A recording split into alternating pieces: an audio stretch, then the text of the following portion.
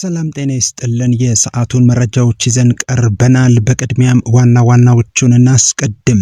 የግል ድርጅት ሰራተኞች ማህበራዊ ዋስትና አስተዳደር የበጀት ዓመቱን የ6 ወራት እቅድ አፈጻጸም በገመገመበት ወቅት ለጡረተኞች ጭማሪ ለማድረግ የተያዘውን እቅድ ይፋ አድርገዋል። ጡረተኞች ጭማሪ እንዲደረግላቸው ከጡረተኞች በተጨማሪ የተለያዩ ግለሰቦች አጥብቀው እየጠየቁ ነው። የግል ድርጅት ሰራተኞች ማህበራዊ ዋስትና አስተዳደር በ6 ወር ብቻ 25.8 ቢሊዮን ብር የጡረታ መዋጮ መሰብሰቡን አስታውቋል። አንገብጋቢ የሆነው የጡረተኞች ጭማሪ መቼ ይደረጋል፣ ምን ያክል የሚለው ጥያቄ ትኩረትን ስበዋል። በመደበኛው ተቀጥረው የሚሰሩ ሰራተኞች ኑሮን መቋቋም ባቃታቸው ጊዜ ጡረተኞች እንዴት ሊቋቋሙት ይችላሉ? ለሀገር ባለውለታዎች መንግስት የጡረታ ጭማሪ ማድረጉ የሚበረታታ ነው። የመንግስት ሰራተኞች ማህበራዊ ዋስትና አስተዳደር ለጡረተኞች የተለያዩ ድጋፎችን እያደረገ ይገኛል። የመንግስት ሰራተኞች ማህበራዊ ዋስትና አስተዳደር ለጡረተኞች የመኖሪያ ቤት በዕጣ አስተላልፏል። ይህም እድል በቀጣይነት የሚቀጥል መሆኑን የመንግስት ሰራተኞች ማህበራዊ ዋስትና አስተዳደር አስታውቋል። በዝርዝር እንመለከታለን። እስከ መጨረሻው አብራችሁን ቆዩ።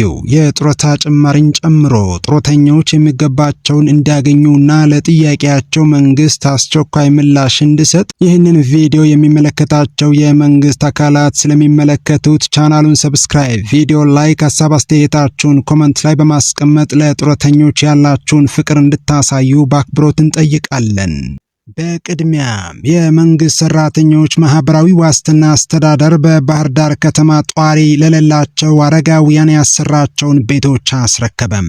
የመንግስት ሰራተኞች ማህበራዊ ዋስትና አስተዳደር ጧሪና ደጋፊ ለሌላቸው አረጋውያን በባህር ዳር ከተማ ያስገነባቸውን 14 ቤቶች ጥር 21 ቀን 2018 ዓመተ ምህረት የባህር ዳር ከተማ አስተዳደር አካላትና የጡረተኞች ተወካዮች በተገኙበት በማስመረቅ ለባለቤቶቹ አስረክበዋል።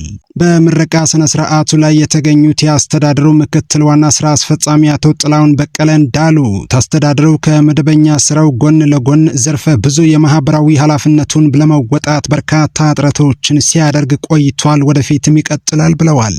አስተዳደሩ የተለያዩ አጋር አካላትን በማስተባበር እንደዚህ አይነት የበጎ አድራጎት ስራዎችን ይሰራል። እነዚህ ለአረጋውያንና ለአቅመ ደካማ የጡረታ ባለመብቶች የተገነቡት 14 ቤቶችም ከኮንትራክተር ጀምሮ የተለያዩ አጋዥ አካላትን አቅም በማስተባበር የተገነቡ መሆናቸውን ገልጸዋል። ምክትል ዋና ስራ አስፈጻሚው አክለውም በዚህ በጀት ዓመት አስተዳደሩ ካሉት 6 ፕሮጀክቶች ውስጥ አንዱ ባህር ዳር የሚገኘው የሪጅን ጽህፈት ቤት ህንፃ ሲሆን ሌሎችም በጅማ ሐዋሳና በአዲስ አበባ የሚገኙ ሁለገብ አገልግሎት የሚሰጡ ህንፃዎች ይመረቃሉ ብለዋል። እነዚህን ቤቶች ተጠቃሚ የሚሆኑት ሀገራቸውን በተለያዩ መስኮች ሲያገለግሉ የነበሩ ለሀገር ነጻነት ደማቸውን ያፈሰሱ ባለውለታዎች ናቸው ያሉ ሲሆን አስተዳደሩ በቀጣይም አቅም በፈቀደ መጠን እንደዚህ አይነት ስራዎችን አጠናክሮ ይቀጥላል ብለዋል። ለእነዚህ ቤቶች ግንባታ ቦታ በማቅረብ ትብብር ያደረጉ የባህር ዳር ከተማና የጣና ክፍለ ከተማ አስተዳደር አካላት እንዲሁም በእነዚህ ቤቶች ግንባታ ስራ ላይ በተለያዩ ደረጃ ተሳትፎ ላደረጉ አካላት ምስጋና አቅርበዋል። የባህር ዳር ከተማ ምክትል ከንቲባ ወይዘሮ ብርሃን ንጉሴ እንዳሉት የመንግስት ሰራተኞች በስራ ላይ ያሉ ከሚከፈላቸው ደሞዝ እየተቀነሰ በቀሪ ዘመናቸው ጉልበታቸው ሲደክም አቅም ሲያንሳቸውና ጡረተኛ ሲሆኑ ካዋጡት መዋጮ ተቀንሶ እስከ ህይወታቸው መጨረሻ ገቢ እንዳያዋጡ ታልሞበት የሚሰራ ፈንድ ነው ብለዋል። አስተዳደሩም ባህር ዳር ከተማን መርጦ እነዚህን ቤቶች በመገንባት ሀገርን ላገለገሉ አረጋውያንና አቅመ ደካሞች በማስተላለፉ በከተማ አስተዳደሩ ስም ምስጋናቸውን አቅርበዋል። የቤቶቹን ግንባታ ወጪ በተመለከተ ሪፖርት ያቀረቡት የአስተዳደሩ ዋና ስራ አስፈጻሚ ጽህፈት ቤት ኃላፊ ወይዘሮ ዘውድነሽ ለገሰ በበኩላቸው ቤቶቹ ሳሎንና መኝታ ያላቸው፣ የጋራ የምግብ ማብሰያ፣ ሻወርና መጸዳጃ ቤት ያላቸው ሲሆን አስፈላጊ የሆኑ የቤት ቁሳቁሶችም ጭምር የተሟላላቸው ሲሆን በአጠቃላይ ከ24 ሚሊዮን ብር በላይ ወጪ ተደርጎባቸዋል ብለዋል።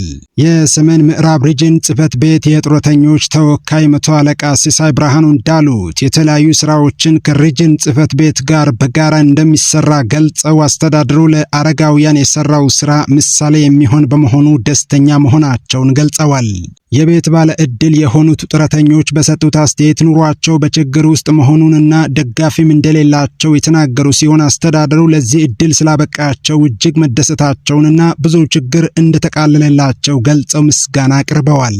ይህ በእንዲህ እንዳለ የግል ድርጅት ሰራተኞች ማህበራዊ ዋስትና አስተዳደር የበጀት ዓመቱን የ6 ወራት እቅድ አፈጻጸም በገመገመበት ወቅት ለጡረተኞች ጭማሪ ለማድረግ የተያዘውን እቅድ ይፋ አድርገዋል። የግል ድርጅት ሰራተኞች ማህበራዊ ዋስትና አስተዳደር የስራ አመራር ቦርድ አባላት በተገኙበት የ2018 በጀት ዓመት የመጀመሪያውን 6 ወራት እቅድ አፈጻጸም በትላንትናው ዕለት በአስተዳደሩ የመሰብሰቢያ አዳራሽ ገምግመዋል። በመድረኩ የተገኙት የአስተዳደሩ የስራ አመራር ቦርድ ሰብሳቢ አቶ ተክለ ወልድ አጥናፉ በመክፈቻ ንግግራቸው አስተዳደሩ ከጊዜ ወደ ጊዜ የተሻለ ውጤት ያስመዘገበ መሆኑን ገልጸው አሰራራችንን በማዘመን ከዚህ የበለጠ ተቋሙን በጋራ ወደ ተሻለ ከፍታ ልናደርስ ይገባል። ይህም የሁሉም አመራርና ሰራተኛ ሙሉ ኃላፊነት ነው ብለዋል። በዕለቱ የተመረጡ ዲስትሪክቶችና የዋናው መስሪያ ቤት የሥራ ክፍሎች ሪፖርታቸውን ያቀረቡ ሲሆን በ6 ወራት ውስጥ የተመዘገቡ ስኬቶች፣ መልካም ተሞክሮች እንዲሁም ጠንካራና ደካማ ጎኖች በሪፖርታቸው ተለይተው የቀረቡ ሲሆን በዚህም አስተዳደሩ 25.8 ቢሊዮን ብር የጡረታ መዋጮ የሰበሰበ ሲሆን 10.8 ቢሊዮን ብር ከኢንቨስትመንት ትርፍ ማግኘት መቻሉ በሪፖርቱ ተመላክቷል። በተጨማሪም 19716 ድርጅቶችና 134852 ሰራተኞች የማህበራዊ ዋስትና እቅድ አባል መደረጉንና ለ3436 የሚሆኑ ባለመብቶች ከ1.5 ቢሊዮን ብር በላይ የጡረታ አበል ባለመብቶች መከፈሉም በሪፖርቱ ተገልጿል። የአስተዳደሩ የሥራ አመራር ቦርድ በ6 ወራት እቅድ አፈጻጸም የተመዘገቡ አፈጻጸሞች በዚህ በጀት ዓመት ተጠናክሮ መቀጠል እንዳለበት ገልጾ የታዩ ክፍተቶችን በመቅረፍ ለተሻለ ስኬት መስራት እንደሚገባ በመግለጽ አቅጣጫም ተቀምጧል። በመጨረሻም አስተዳደሩ ለ14 ዓመታት በሥራ አመራር ቦርድ አባልነት ሲያገለግሉ የነበሩት አቶ ፍስሐ ጽዮን ቢያድግልኝ በክብር የተሸኙ ሲሆን አስተዳደሩ የምስጋና ሰርተፊኬትና የፍቅር መግለጫ ስጦታ አበርክተውላቸዋል። በዚህ ወቅት አስተዳደሩ እንደገለጸው ተቋማቸው ለጡረተኞች ጭማሪ እንዲደረግ አቅጣጫ መቀመጡን ገልጸዋል። ጭማሪ ምን ያክልና መቼ የሚለውን በተመለከተ ጥናት የተደረገ እንደሚገኝ የግል ድርጅት ሰራተኞች ማህበራዊ ዋስትና አስተዳደር በይፋ አስታውቋል።